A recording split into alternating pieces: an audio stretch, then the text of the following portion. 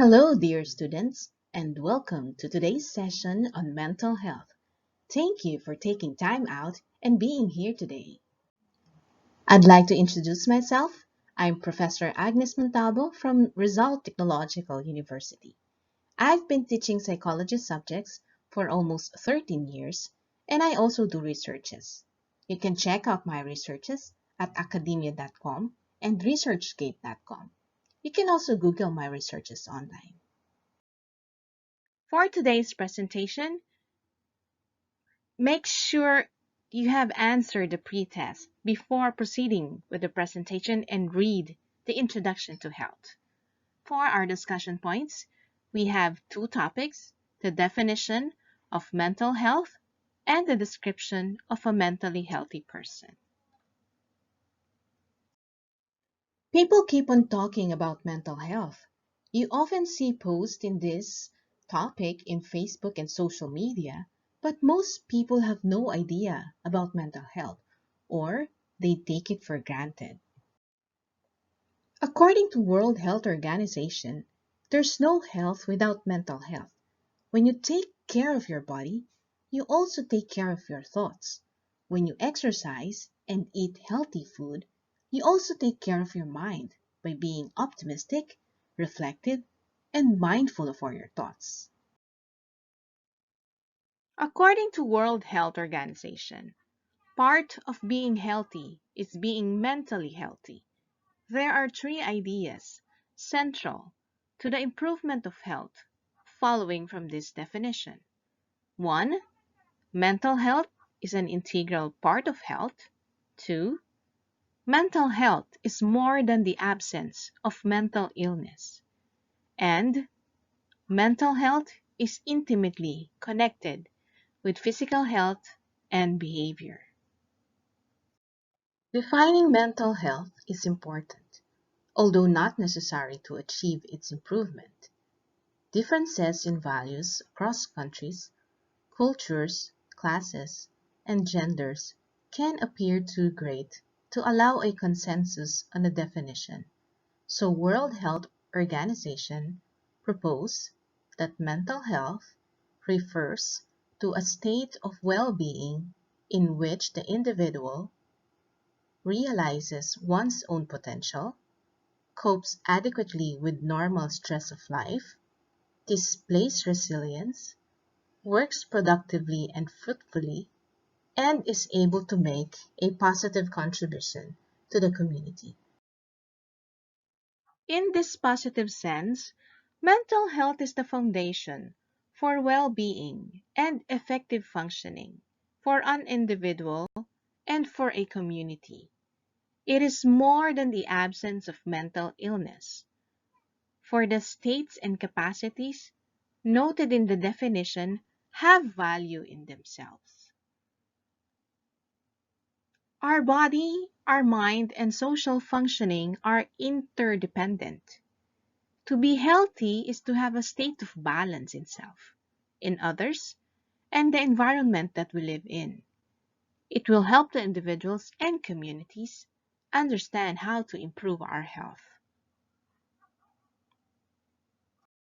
According to George Valiant in 2003, what is healthy sometimes depends on geography, culture, and the historical moment. He said that culture has its own sense of importance when it comes to mental health. We Filipinos value education, hard work, and we have our own value system of hiya, pakikisama, and utang na loob. We also have bahala na, ningas kugon, and Filipino time, or even crab mentality. These Filipino values, or sometimes they call it toxic values, have downside and advantages. For example, hiya.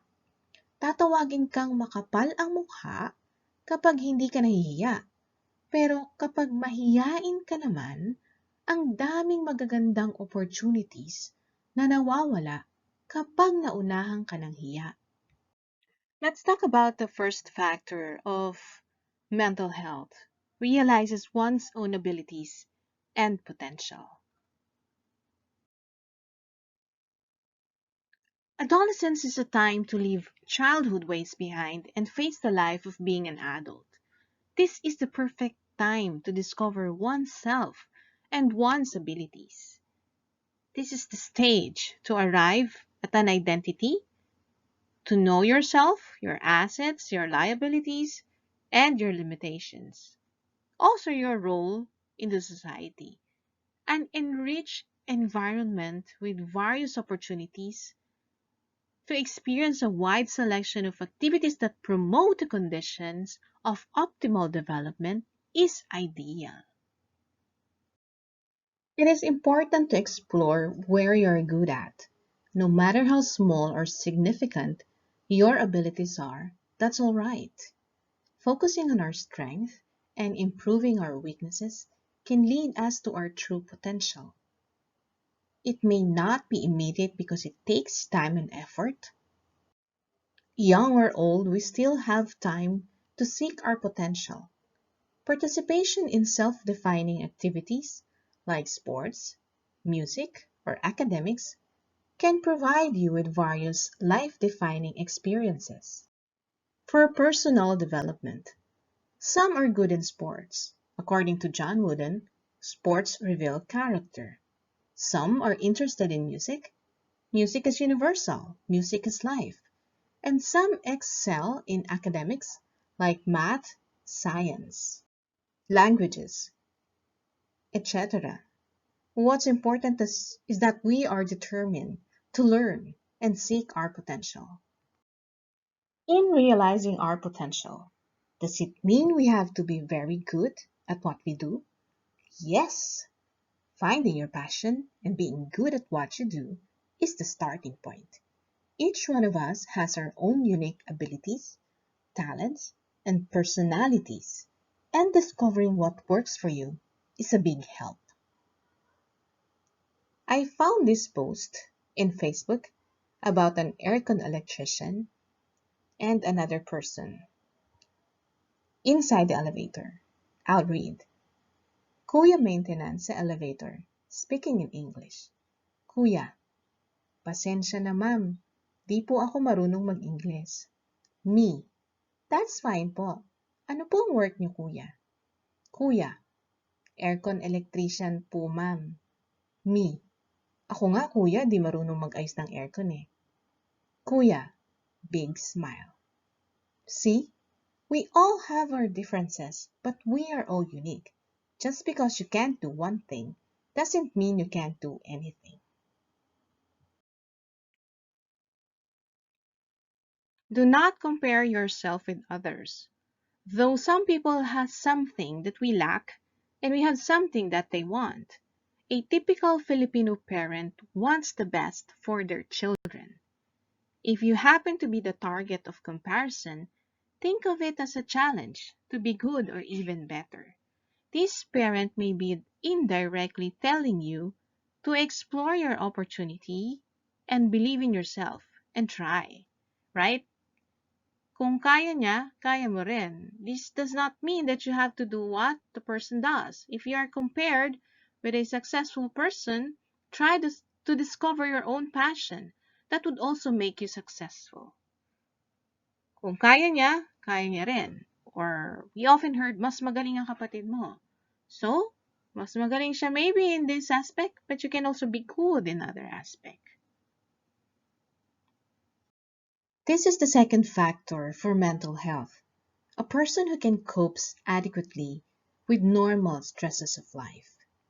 A typical Filipino teenager would report academic work, household chores, interpersonal problems, financial problem, bawal lumabas due to COVID as their daily stresses. For academic work, they may say they have too much requirements in school. For household chores, we have washing clothes, cleaning the house, washing dishes. Interpersonal problems, you have problem with your friends, siblings, and relationship, or family. For the financial problem, you may experience a lack of personal fund and family budget. And we have right now the COVID anxiety, right? Bawal lumabas, baka magkasakit. And intrapersonal problem. No, I just don't know what to do with myself. Don't know what to do with yourself. Don't understand yourself. That could be very stressful. The ability of the person to cope with these daily stresses says so much about his coping skills. Teenagers may try to avoid the problem, escape the problem, deny the problem, or face the problem. Stress can be defined as a response of the body to any pressure or demand. For example, for the internal demand or pressure, we have lack of sleep, hunger, or personal thoughts. And for external demands, we have traffic, work, people, or finances. Stress is normal. It is useful. It keeps us alert and add energy to finish demanding situations. It is also manageable. When you feel tired, you can rest, right? Or you can do breathing and physical exercise to combat stress. Some teenagers find it hard to cope with stress or their personal problems. Overthinking things would not solve the problem. Individuals nowadays resort to their mobile devices to cope with their problems. So do not use your phone to cope with problems. Instead, you can do breathing exercises. Deep breathing can calm you of anxiety. You can dance, sing, cook, do something that you enjoy, and most of all, do not overthink because this will not solve your problem.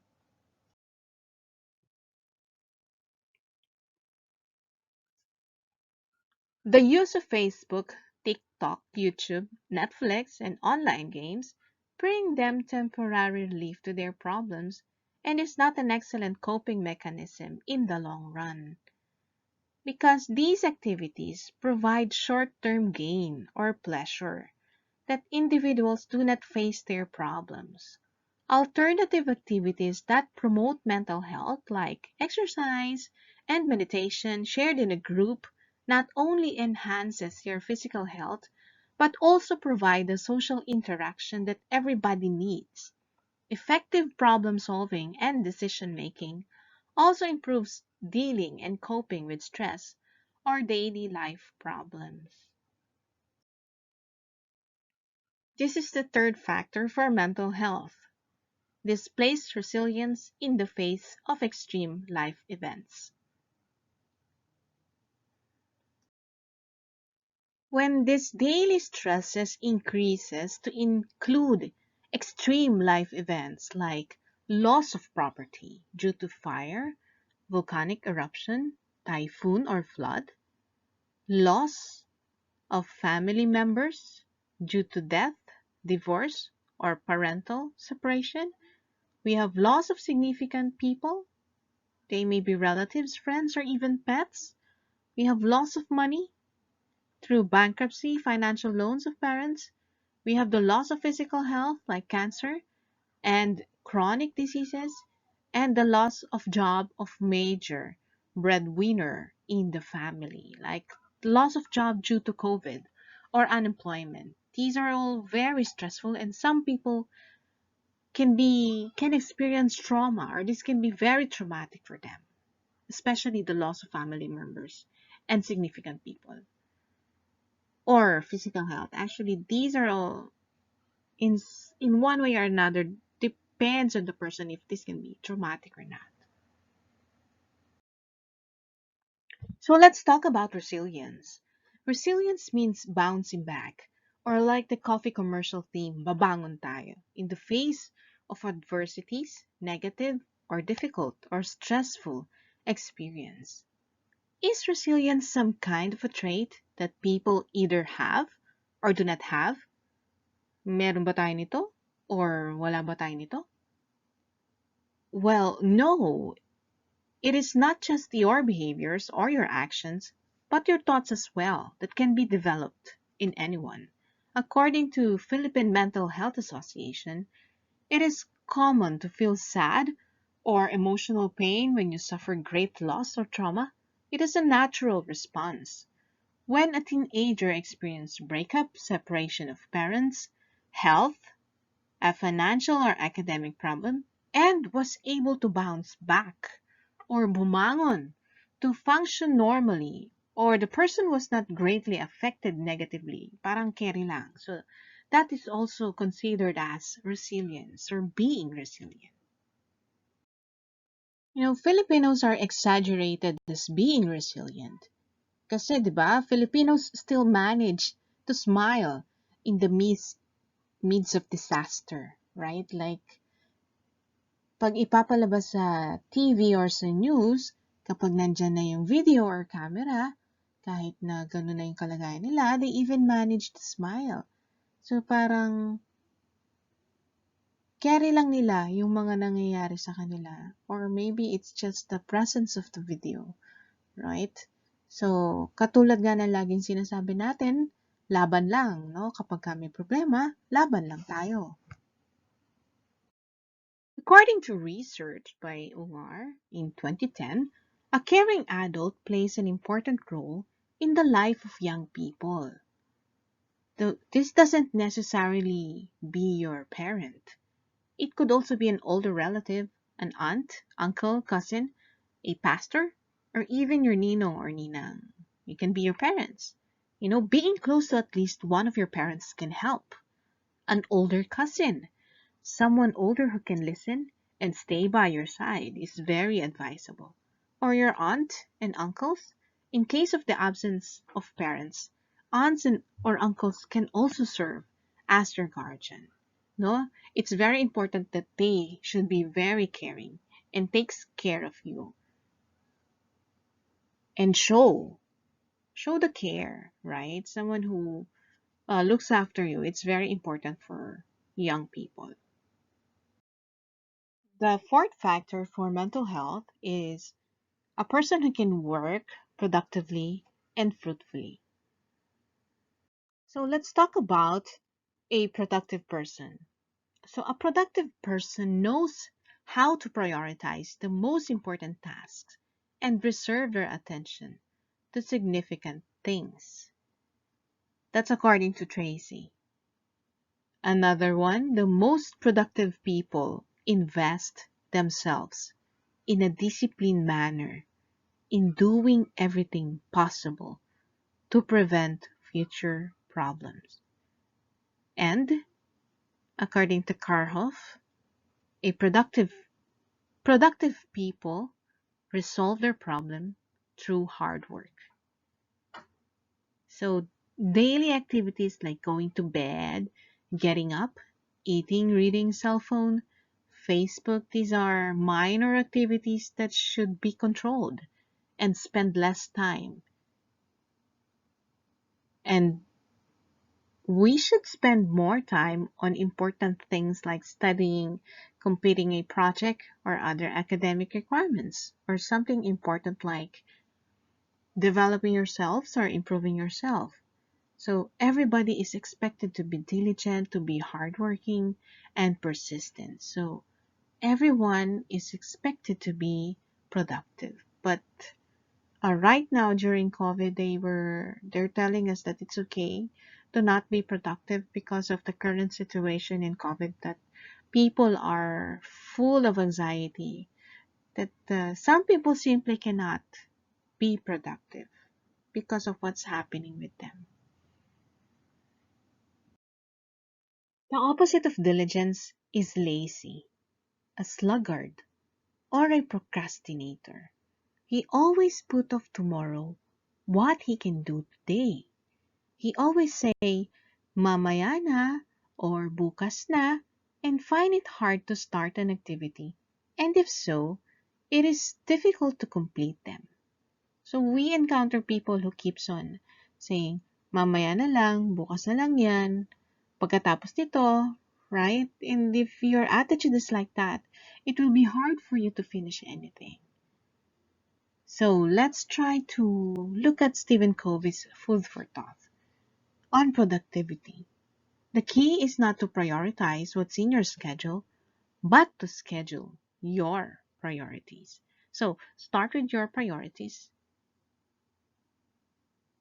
And by starting with your priority, you schedule that as the first thing that you would do early morning at the start of the day. Do what's in your priority list. So another example or tip is writing down your to-do list. This is an easy way to get started prioritizing your activities. So anything that involves development or improvement of yourself or something important, that should be your priority. This is the last factor for mental health. A person who is able to make a positive contribution to the society. No man is an island. A person can never be separated from a society. All of man's important problem, be it love, occupation, or interpersonal relation, is social. So no one is self-sufficient. Everyone relies on others. We need to be part of a community in order to thrive. We need the contact and interaction with others. Because when a person is in an isolated state, he does badly. It's so hard to be alone. It's lonely. So we rely on each other. We can't be self-sufficient. According to Adler, he is a psychologist. He has a theory of social interest. Social interest is being concerned with the welfare of other people. Adler encouraged us to love our neighbor. This is the ultimate principle of mental health. According to Adler, if we are able to love our neighbor and we are concerned with other people's welfare. But by loving our neighbors, we start loving ourselves. By being kind to ourselves, we can truly be kind with other people. Only when you care first for yourself can you effectively care for others. Helping people in our community impacts our lives, however small or significant it may be. When you try to do good, you feel good. You give others and you receive their smile, their gratitude. So, helping in small way can also bring you happiness. So, according to Helen Keller, alone we can do so little. Together, we can do so much. Humans are weak and cannot stand alone. That's why we need people to band together as communities. And it is our nature to be responsible to each other. Each person must play his or her part or become antisocial, right? To be inferior, to not cultivate our abilities, or be selfish or craving for power and dominance does not fulfill social interest. A person must cooperate with and contribute to society to realize both own and society's goal. Some people are have too much self-interest, no? Kabig lang sa sarili nila. They're not thinking about other people. It's very selfish. If you crave for power or for dominance, it's not very, it's antisocial. And also being inferior. If you're inferior, you're not contributing to the whole society for the society's goal, right? So, a good example during COVID-19 pandemic is to follow the directives of our leaders. We observe social distancing and mostly staying at home. Some people offer support in terms of food, resources, delivery services, or volunteerism. So that's an example of contributing to the society. You don't have to be rich to donate, to impact others' lives. Showing act of kindness and being a responsible individual in a society can make a difference. Criminals, addicts, alcoholics, they often disrupt and feed on the kindness of other people. They do not give back to the society. Most often, these people, they try to abuse the kindness of other people. No, addicts yung mga nag-aalaga sa kanila, yung mga umiintindi sa kanila, they do not think of those people caring for them. They only think of their self-interest. Another way of contributing to the community is by improving yourself. This is a great step, so you do not have to be on the disadvantaged end of the social system. Having a positive attitude and less negative emotions tend to promote good vibes that spreads around. By being friendly and smiley person, you do a lot of good to your community. That's according to Riz 1 in 2006. So that's the end of the 5 factors of mental health. So let's review. Mental health refers to a state of well-being in which the individual 1. Realizes one's own potential, 2. Copes adequately with normal stress of life, 3. Displays resilience, 4. Works productively and fruitfully, and the last, a person is able to make a positive contribution to the community. Thank you for listening for today's topic. I'll see you in the next session. Goodbye.